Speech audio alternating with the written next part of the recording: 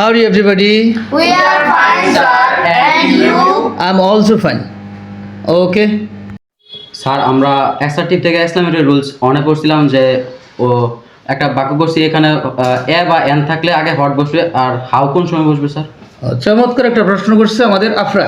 আমরা এটাকে হোয়াট দিয়ে দিই আর হাওয়ার জন্য আমরা আরেকটা ট্যাগ ব্যবহার করতেছি।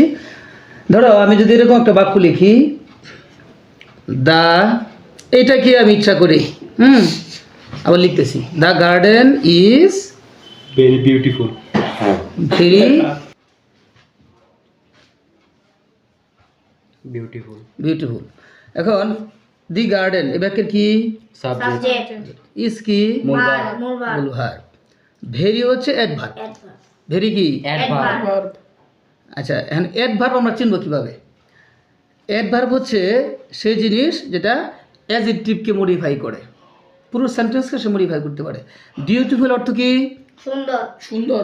এই ভেরি আসছে সুন্দরের জন্য, খুব সুন্দর। খুব কথাটা কার জন্য আসছে? বিউটিফুল। তাহলে বোঝা যাইতেছে অ্যাডজেক্টিভকে যে মডিফাই করে সে অ্যাডভার্ব, অ্যাডজেক্টিভকে যে মডিফাই করে সে কি? Adverb. সেটা হচ্ছে অ্যাডজেক্টিভ। এখন প্রশ্ন হচ্ছে হাউ কখন ব্যবহার করব? তুমি খেয়াল করো, এই বাক্যে কি এ বা এন আছে? না স্যার। আছে? না স্যার। এবং এই বাক্যে ভেরি আছে। কি আছে? জি স্যার। আমরা এই জন্য হাউ ব্যবহার করব। প্রথমেই লিখবা হাউ। প্রথমে কি লিখবা? হাউ। হাউ। তারপরে হাউয়ের পরে হচ্ছে অ্যাডজেক্টিভ। হাউয়ের পরে কি? Adjective. অ্যাডজেক্টিভ কোনটা? ভেরি। বিউটিফুল। How beautiful. তারপর হচ্ছে Subject. Subject verb. Subject verb. এখানে কিন্তু অবজেক্ট সাবজেক্ট ভার্ব এই সিস্টেম হবে না।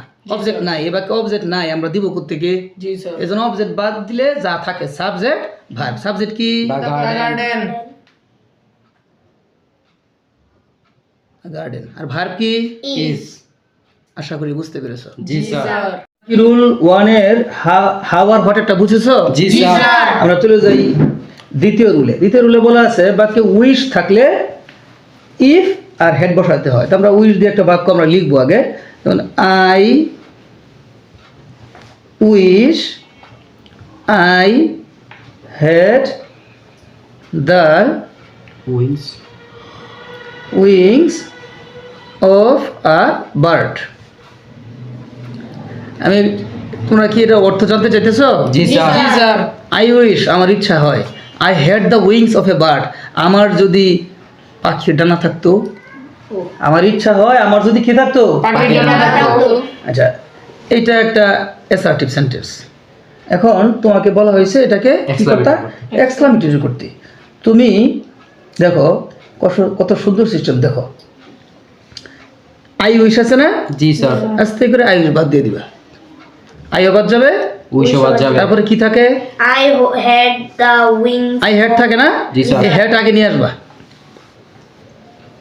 Had I the wings of a bird. Sir এখানে হেড কেন আসছে? হেড আগে কেন আচ্ছা, আসছে? এটা মূলত এটা সিস্টেমটা এরকম। এটা যেমন আই উইশ আমার ইচ্ছা হয়, এটা এটা দিয়ে বোঝাইতেছে একটা বর্ণনা বা বিবৃতিমূলক একটা, হ্যাঁ, এটা সূচনা এরকম। আমার ইচ্ছা হয় যদি আমার যদি থাকতো, আমার ইচ্ছা হয় এটুকু থাকার কারণে এটা সার্টিফ হয়েছে, এটুকু না থাকলেই exclamatory. Head I the wings. এখন বিষয়টা তুমি বলতে পারতো যে আই হ্যাড হইতে পারতো। স্যার কি করতে পারতো? I had. আই হ্যাড এরকম হইতে পারতো। বিষয় হচ্ছে যদি সাবজেক্ট প্রথমে থাকতো আই, তাহলে তো অ্যাসার্টিভ হয়ে যেত। জি স্যার। অ্যাসার্টিভের রুলই তো বলা আছে এরকম যে সাবজেক্ট ভার্ব অবজেক্ট, স্যার তাই না? স্যার একটা কথা বলি। হ্যাঁ, স্যার এই যে আমরা মাত্র না বললাম উইশ থাকলে ইফ অথবা হেড বসে না, তো স্যার হেড দা তো স্যার দেখেন এখন একটা আছে এটারই ইফ দা একটা করে দেখান। সুন্দর একটা প্রশ্ন করছে আনাস। চলো আমরা আরেকটা বাক্য নিয়ে আমরা কাজ করি। আমি যদি এরকম লিখি যে I wish I were a king, এটার অর্থ কে বলতে পারবা? I wish I were a king. Sir আমি বলি, বলো। আমার ইচ্ছে আমি যদি রাজা হতাম। চমৎকার, অ্যাবসলিউটলি রাইট অ্যান্সার।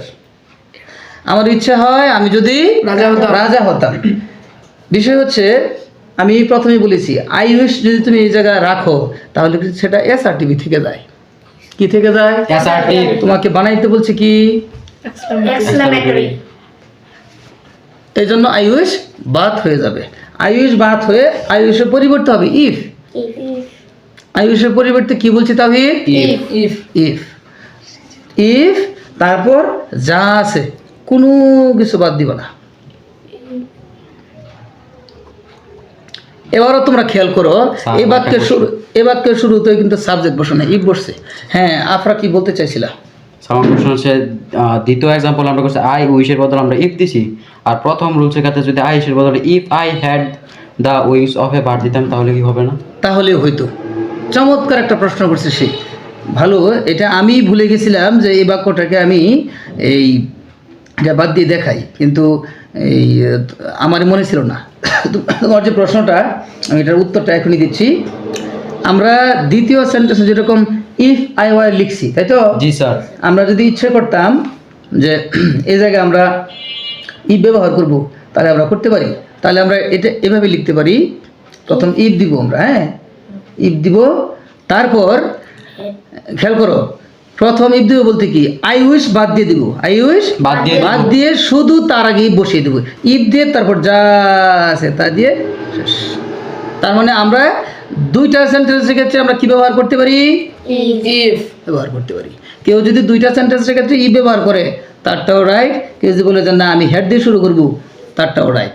তবে আমরা দুইটাই শিখব, কারণ যদি আমাদের এক্সক্লামেটরি থেকে অ্যাসার্টিভ পরীক্ষা আসে, জি স্যার। আমি যদি এক্সক্লামেটরি সবগুলা শিখে না রাখি তাহলে কি পারবো? না স্যার। তোমরা কি মোটামুটি বুঝেছো? জি স্যার। ক্লাস শেষ করবো? জি স্যার। আল্লাহ হাফেজ।